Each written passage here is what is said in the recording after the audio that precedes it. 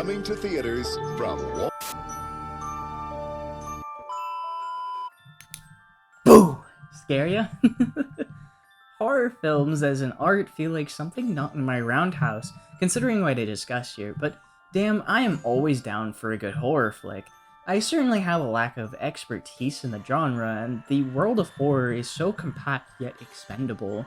Horror itself is more of a concept that creatives are allowed to play with rather than a full-on genre in the typical sense. Slashers, thrillers, psychological horror, and a ton more all exist in harmony, and they cover quite a lot of ground. Though the art of filmmaking allows for so many different and unique takes on all of these concepts. Like, let's take a look at a recent favorite of mine, Creepshow. The film is influenced by 50s horror comics, and that influence is baked into every aspect of the film. George Romero and the crew really went out with every shot of the film. It's this anthology of 5 different unique horror stories with little to no actual connection. The movie's actually really funny and charming, though. Stephen King was really allowed to express himself with the stories that he made for the film. Like, one example and my personal favorite was the story starring Stephen King as this hillbilly finding a meteor, and when he touches it, he turns into some plant monster, and everything he touches turns into plants too. It's super silly, it's just overall a really great watch with some friends. But the real standout element to me were the visual effects. These little comic book styled effects were just, they were just so good and really charming and cool to look at. They just added a whole bunch of flavor to the film with how effectively and sparsely they were used. It's just an overall great film. That variety of directions is what's so enjoyable about horror. There's at least one flavor for every type of audience. I told kids in elementary school that the Scooby-Doo live-action films were my personal favorite horror movies, but now I'm able to comfortably say that this right here is my personal favorite horror movie. Suspiria, for those who don't know, is a 1977 Italian horror film directed by none other than Dario Argento. He was one of the standout directors of a subgenre called Giallo. So I came on here really quick to say I pronounced Giallo wrong throughout this entire recording. Please, pretty please don't kill me over that. My mistake. Just correct it in your mind. It's Giallo. Thank you.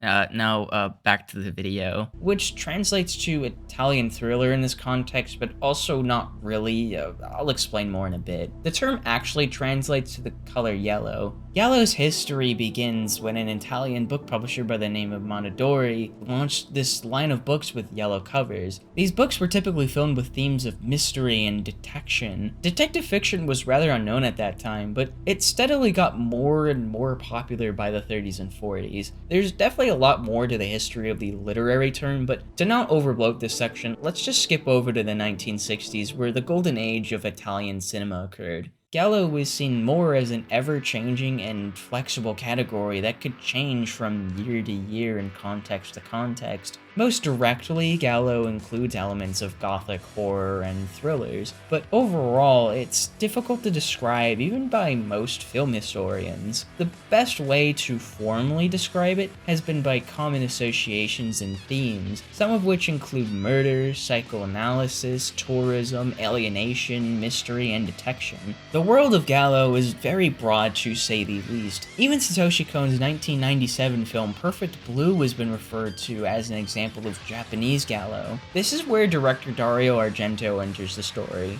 His directorial debut was the film L'Uovo dalle Piume di Cristallo, or The Bird with the Crystal Plumage in English. It really does set up what the rest of Argento's filmography would look like. It's this murder mystery film taking place in Rome as a foreigner gets himself caught up in the murder of a young woman. The film has a lot of atmosphere from the city the protagonists are located to the art gallery in which the assault took place. The score by Ennio Morricone also does an exceptional job at setting up the tone, especially later on as things get more and more intense. It's engaging and genuinely made me uncomfortable, but in a really good way. The type of discomfort that gives you chills up your spine and makes you want to turn away, but you just can't. Bird with the Crystal Plumage is seriously a great film, check it out, especially if you're wanting to get yourself into Gallo. Also, any film with a woman as the villain is going to fucking rock. With the success of Crystal Plumage came more films from Argento, such as The Cat O' Nine Tails and Four Flies on Grey Velvet, both released in 1971. All of which make up Argento's Animal trilogy, but honestly one of the real turning points in Argento's career was 1975's Deep Red. Deep Red is much closer to what Suspiria would become.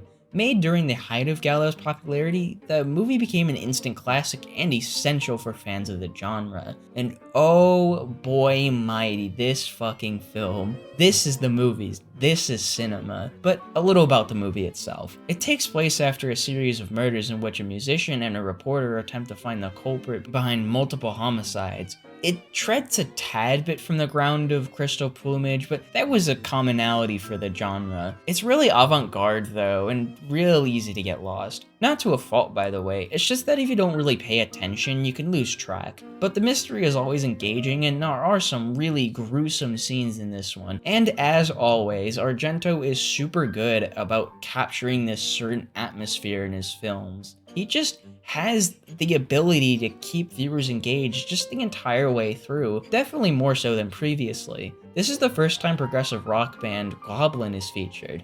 Fun fact, Argento really wanted to get Pink Floyd to score the production, but they declined. Goblin's music has a lot of potency. The score for this movie is just so damn intense. That's about the best way I can describe it. Their music is just super jazzy while also being real eerie. It hits a certain vibe. It's just difficult to pinpoint, so I can't really say a whole lot, but the tracks give Deep Red so much more personality, and like I already said, it is drop dead gorgeous, like lord. There's some stuff here about Argento's aesthetics and atmosphere that I'm trying my best to save for later, but god, just for now, just take away this, just his movies are so beautifully shot, composed, everything just feels so intentional. Beautiful stuff. This is what Italy looks like, guys. After Deep Red, Dario found himself wanting something new, and that something new came from one of the most classic tales of all time, Snow White. Disney's take featured a technology called Technicolor. For anyone somewhat familiar with the golden age of Hollywood and productions that came out around that time, you should have seen this particular company before. Films such as Wizard of Oz and Niagara were produced utilizing it. More specifically, Process 4, which, to put it as simply as I can, was a three-color process that would capture blue, red, and green in individual strips. Earlier versions only featured red and green. This extra color was able to make certain productions really pop, and Argento was super intrigued by that, thus leading him to hire cinematographer Luciano Tovoli. We were trying to reproduce the color of Walt Disney's Snow White. It has been said from the beginning that Technicolor lacked subdued shades and was without nuances, like cutout cartoons. Dario also had the help of production designer Giuseppe Bassan, who had previously worked on Deep Red. Argento found himself fascinated with the fairy tale aspect of Suspiria, citing Jessica Harper, who would play the main protagonist, as an interesting fairy tale heroine.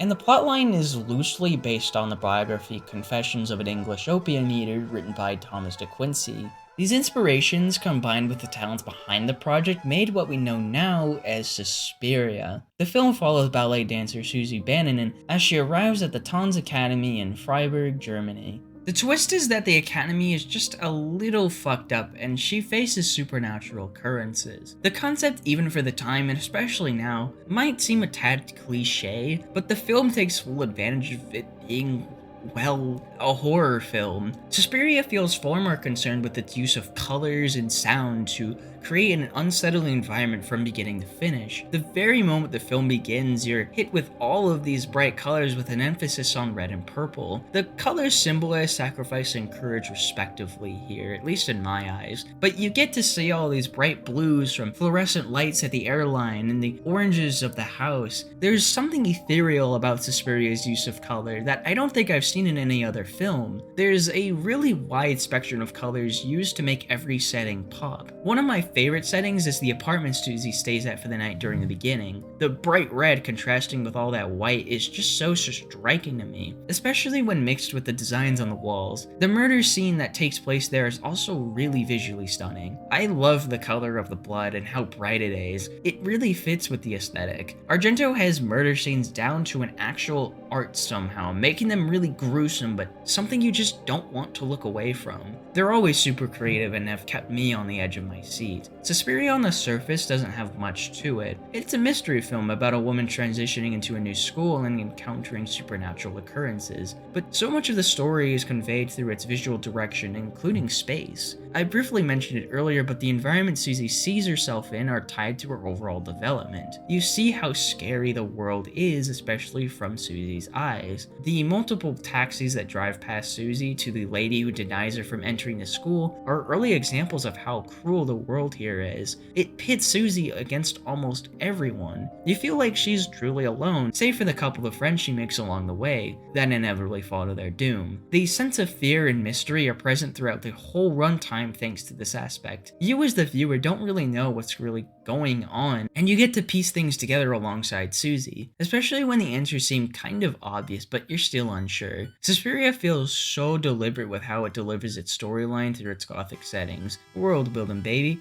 But easily the best aspect of Suspiria is Goblin's soundtrack. Oh my fucking god. There's a certain intensity to Suspiria's soundtrack that doesn't even compare to Deep Red for me. The distorted sounds present in some of the tracks is just so cool, and they help set the mood of the certain moments in the movie. Screams and whines are plastered through some of these tracks. The instrumentation is perfect for this score. The organs and synths have this eerie sound to them, and the drums are utilized with such an energy to them. It's difficult to explain how music is without concrete evidence, so I'll let the music speak for itself while I play snippets from a few of my personal favorite tracks.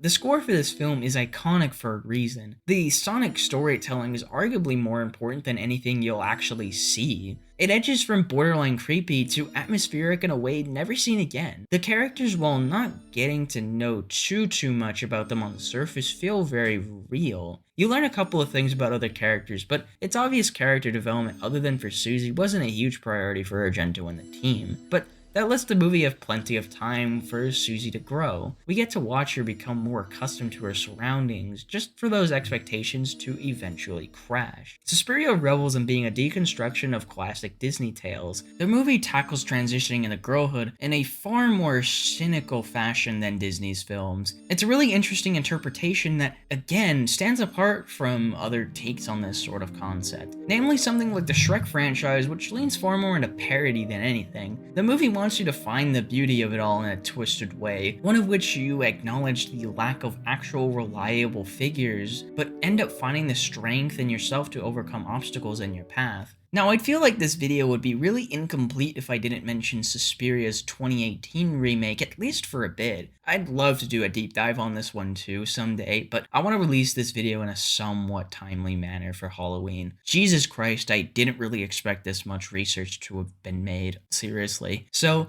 hopefully you can expect my spark notes of it. 2018 is a lot more time to breathe, and coming from a director whose main works were dramas, that's to be expected. But I think sometimes it's a bit too slow? I don't know. I really wanted to like this remake more than when I first watched it. Suspiria 77 blew my mind, but this felt weaker. There wasn't so much spectacle in the way 77 had. It's grim, and the visual design shows that they were not kidding around. I really love Thom Yorke's soundtrack though, to be honest. It fits the tone of the movie, with it being a far more plot-driven and depressing production. Thom Yorke's solo work has always had a bit of a different flavor, even compared to his work on Radiohead, so it's nice to see that here. I'm always down for that. One thing I personally really dug were the murder scenes though.